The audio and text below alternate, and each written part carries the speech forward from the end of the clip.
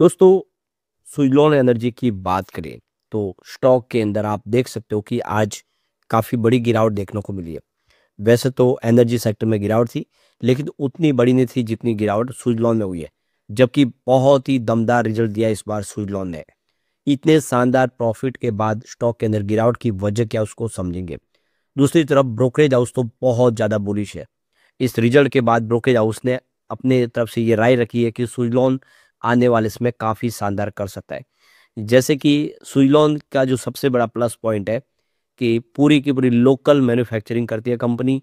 इसके जो भी रॉ मटेरियल वगैरह लोकल मार्केट से लेती है और कंपनी मेड इन इंडिया के तहत ही प्रोडक्ट बनाती है और सरकार की जो इस समय पॉलिसी आई है उसका फ़ायदा सुज़लॉन को हो सकता है। ऐसे में ये गिरावट क्यों हो रही है उसको अच्छे से समझेंगे इस वीडियो के माध्यम से और क्या आने वाले समय सुज़लॉन फिर बेहतर कर पाएगा।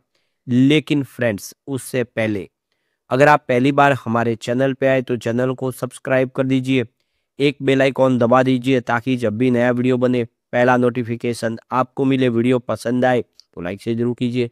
चलो फ्रेंड्स, वीडियो स्टार्ट करते हैं। मैं हूँ आपका दोस्त एसपी दवे और हमारे अपने चैनल ऑनलाइन कमाई में आपका बहुत बहुत स्वागत है। सबसे पहले निफ्टी एनर्जी की बात करें तो आज 35,790 के स्तर पे क्लोजिंग देखने को मिली, जहाँ पे 49 पॉइंट की गिरावट यानी 0.14% की गिरावट। तो गिरावट तो थी लेकिन उतनी बड़ी नहीं थी। परंतु पिछले कुछ दिनों से बाजार में जो गिरावट का सिलसिला शुरू हुआ है उससे दबाव काफ़ी ज़्यादा बढ़ रहा है। आप देखें पिछले एक सप्ताह पूरी गिरावट का सफ़र चल रहा है और इससे लोग काफ़ी ज़्यादा चिंतित होते हैं। स्पेशली रिटेल इन्वेस्टर की बिकवाली ज़्यादा हो जाती है और इसी वजह से शेयर दबाव में आ गया है।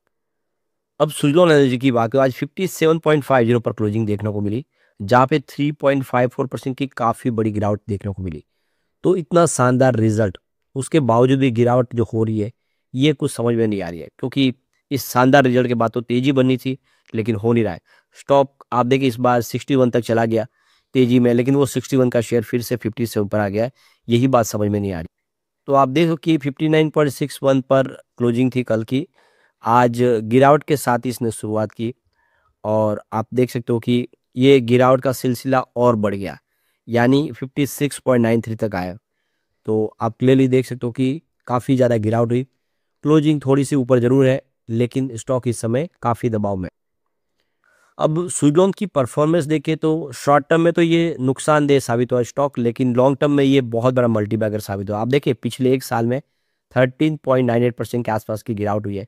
यानी इस स्टॉक ने पिछले साल भर में जिसने भी इन्वेस्टमेंट किया उसको 14% के आसपास का नुकसान दिया है। लेकिन जिसने 2 ईयर के हिसाब से इन्वेस्टमेंट किया उसको 53.84% का पॉजिटिव रिटर्न मिला है। ठीक रहा है, ये उतना खास नहीं लेकिन ठीक रहा है। लेकिन 3 ईयर का जो रिटर्न है बहुत ही बेहतर है, 605% का इसने ज़बरदस्त रिटर्न दिया है। और 4 ईयर के हिसाब से 769% की इसने शानदार तेजी बताई। और 5 ईयर के हिसाब से तो ये बहुत बड़ा मल्टीबैगर साबित हुआ है। 1952% का इसने बम्पर रिटर्न दिया है। यानी कोरोना काल में स्टॉक ₹1 के आसपास आ गया। वो जो ₹1 का स्टॉक है ये 86 तक भी गया था, ये भी आपको ध्यान होगा। फिलहाल ये स्टॉक उस लेवल से काफ़ी नीचे है, 86 से अभी 56 के आसपास आ गया है। तो आप देखिए ऊपर के लेवल से ₹30 नीचे आ गया है। तो नुकसान तो हुआ है लोगों को, लेकिन लॉन्ग टर्म इन्वेस्टर अभी भी बहुत ज़्यादा फायदे में स्टॉक के अंदर और आने वाला समय इसके लिए बहुत बेहतर हो सकता है। तो इस गिरावट के बीच में जो ब्रोकरेज फर्म जेएम फाइनेंशियल है वो बहुत ज़्यादा बुलिश है सुज़लॉन को लेकर और यहाँ पे उन्होंने टारगेट प्राइस इंक्रीज की है। उनका कहना है कि Q2 की अर्निंग बहुत अच्छी रही है। डोमेस्टिक ब्रोकरेज हाउस को लगता है कि आने वाले समय ये फाइनल 2028 में जो ग्रोथ के लिए तो थोड़ा सा आप देखें तो आने स्ट्रगल करना पड़ सकता है। लेकिन देख सकते हो कि कंपनी का जिस तरह से ऑर्डर बुक मजबूत है, कंपनी लगातार प्रदर्शन कर रही है। स्ट्रॉन्ग ऑर्डर बुक के साथ में जो नंबर बेहतर है वो पॉजिटिव है। जेएम फाइनेंशियल का कहना है कि इस बार कंपनी का जो नेट प्रॉफिट है उसमें ज़बरदस्त जंप देखने को मिली, जो प्रॉफिट 1278 करोड़ तक पहुंचा है। और यहाँ पे कंपनी का जो रेवेन्यू उसमें भी 85% की ज़बरदस्त जंप देखने को मिली है, जो 3870 करोड़ तक पहुंचा है। एबिटाडा में भी 145% की जंप देखने को मिली है, जो 720 करोड़ तक पहुंचा है। एबिटाडा मार्जिन 460 बीपीएस तक पहुंच गया है, जिसमें आप देखिए 18.6% की क्वार्टर ऑन क्वार्टर बेसिस पे अच्छी जंप देखने को मिली है। तो कुल मिला के उत्साहवर्धक रिजल्ट रहा है। सुज़लॉन एनर्जी की जो ऑर्डर बुक है 6222 मेगावाट के आसपास है सितंबर 2025 के हिसाब से।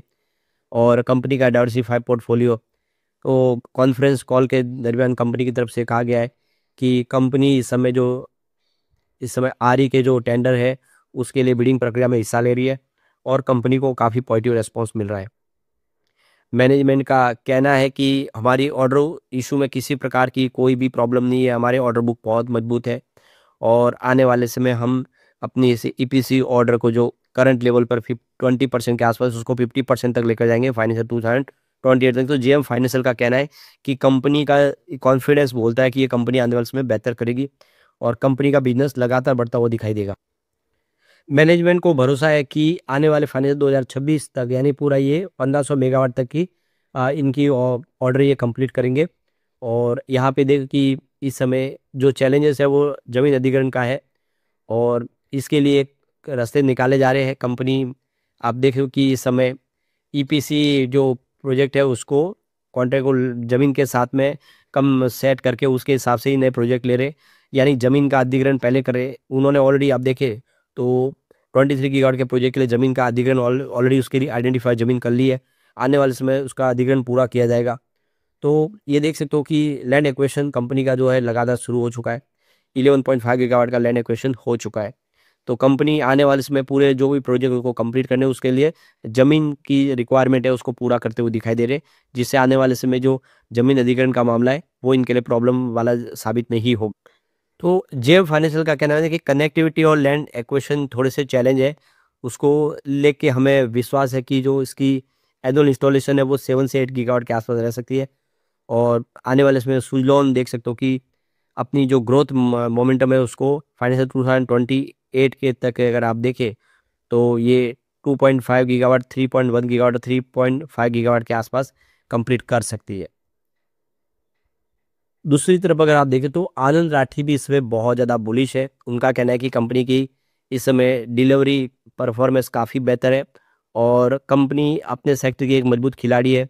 टेलविंड सेक्टर में आप देखें तो काफ़ी बेहतर इसका प्रदर्शन है। तो उन्होंने यहाँ पे बाय रेटिंग रखी है और स्टॉक के लिए इसकी जो वैल्यू है 40x सितंबर 2027 ईपीएस के हिसाब से इन्होंने रखी हुई है और कॉन्फिडेंट है पूरा आनंद राठी को। उनको लगता है कि आने वाले समय कंपनी और बेहतर कर पाएगी। जो इस समय कंपनी के जो पाइपलाइन में ऑर्डर है 7 गीगावाट के आसपास है जो अंडर डेवलपमेंट है और कंपनी आने वाले समय और तेज़ी से प्रोजेक्ट में आगे बढ़ेगी। तो उम्मीद बहुत ज़्यादा सारे ब्रोकरेज हाउस इस समय बहुत ज़्यादा पॉजिटिव। आनंद राठी का कहना है कि कंपनी ने इस बार बहुत ही शानदार प्रॉफिट और रेवेन्यू बताया। कंपनी का प्रदर्शन बहुत बेहतर है और आने वाले समय ये और शानदार दिखाई देगा। ऐसे में आनंद राठी भी बहुत ज़्यादा बुलिश है सुजलॉन को लेकर। तो आनंद राठी का कहना है कि जो यहाँ पे उनकी जो ग्रोथ है फाइनेंशियल ग्रोथ है उन्होंने 60% ईयर ऑन बेसिस के हिसाब से एस्टिमेट की है। और यहाँ पे देख सकते हो कि 1865 मेगावाट के इनके जो प्रोजेक्ट है वो इस समय अंडर एग्जीक्यूशन है और एबिटेडा मार्जिन जो है वो 17 से 19 की परसेंट की रेंज में रह सकती है।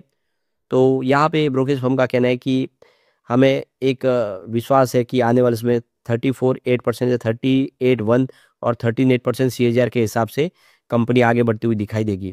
तो कुल मिला के आप देख ही सकते हो कि सारे के सारे ब्रोकरेज हाउस जिस तरह से पॉजिटिव कमेंट कर रहे हैं, जिससे हम समझ सकते हो कि सुजलॉन का फ्यूचर ब्राइट है और ये स्टॉक आने वाले समय बेहतर करेगा। भले ही इस समय शॉर्ट टर्म में इसमें गिरावट का सिलसिला शुरू हो और आने वाले समय जो बाजार जैसे संभलेगा ये स्टॉक फिर बेहतर करेगा और एक अच्छी अपॉर्चुनिटी है लॉन्ग टर्म इन्वेस्टर के लिए। लेकिन फ्रेंड्स, कोई भी इन्वेस्टमेंट करने से पहले अपने फाइनेंशियल एडवाइजर से एडवाइस ले ले या अपना खुद का रिसर्च करें, क्योंकि मैंने ये वीडियो आपके एजुकेशनल पर्पज के लिए ही बनाया। वीडियो पसंद आए तो लाइक से जरूर कीजिए और चैनल को सब्सक्राइब कर दीजिए। Thank you friends.